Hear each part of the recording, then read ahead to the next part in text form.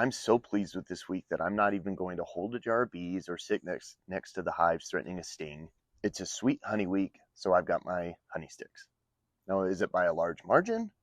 No, in fact, mortgage rates have moved in a pretty narrow range for a few weeks now, but that doesn't take away from another week of slight mortgage rate improvement. But why?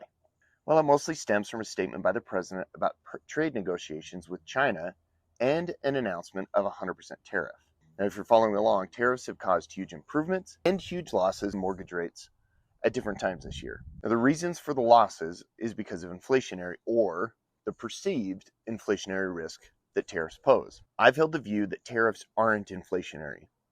I've quoted Fed governor who's expressed similar views, and my reasoning is that tariffs are a one-time price increase, not an ongoing run-up of prices. Additionally, the tax revenue theoretically decreases the borrowing the government has to do in the form of issuing additional treasuries, so that's a good thing for mortgage rates. And now we have the most recent round of tariff talk that, for today, is apparently rate friendly. Looking ahead, there isn't much data coming out next week, but CPI is now scheduled to be released October 24th, 9 days after its original schedule, even though there is still the shutdown. CPI is needed to calculate cost of living adjustments for next year's Social Security, so the Labor Department is being called back into work for that report. That'll do it for now. See you next week.